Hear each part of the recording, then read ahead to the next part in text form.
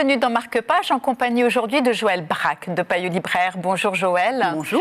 À la base, il y a un héritage familial et une énorme dette au café du village. Ensuite, ça se complique.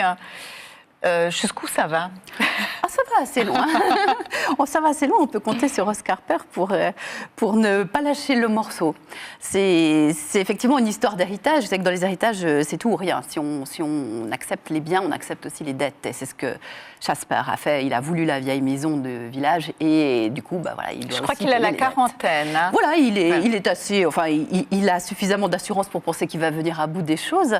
Malheureusement, il a assez sous-estimé, disons, la ténacité de ces villageois qui, d'une part, convoitent pour eux-mêmes ce bien, donc seraient bien contents de le voir le lâcher, et d'autre part, le regardent dans sa l'œil parce que finalement, ils ne le sentent pas très bien intégré. Alors, quand on y mettra encore, justement, ces vieilles rancunes, quand on y mettra l'argent, quand on y mettra une femme en travers, bien sûr que ça va enfler. Ça complique. Ça complique. Et en quoi ça consiste, cette dette énorme au café? C'est le monsieur qui est... C'est la dette que son père a laissée. Non, mais il n'a pas bu autant que ça.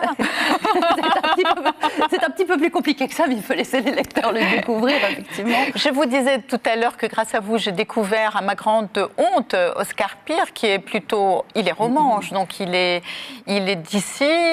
Il a reçu aussi un prix. Est-ce que vous pouvez m'en dire deux mots? Alors, c'est un auteur qui est fort âgé maintenant, il a 85 ans, mais il écrit toujours. C'est un linguiste, il a rédigé des dictionnaires pour rapprocher le romanche des autres langues nationales, le rendre plus familier.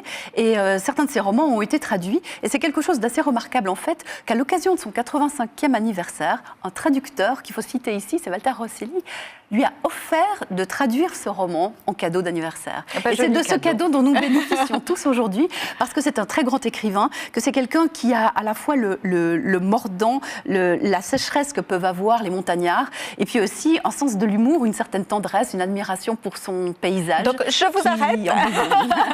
On a compris, ce n'est pas à manquer sous aucun prétexte. Merci Joëlle. Marque-Page, c'est terminé. À bientôt sur la télé.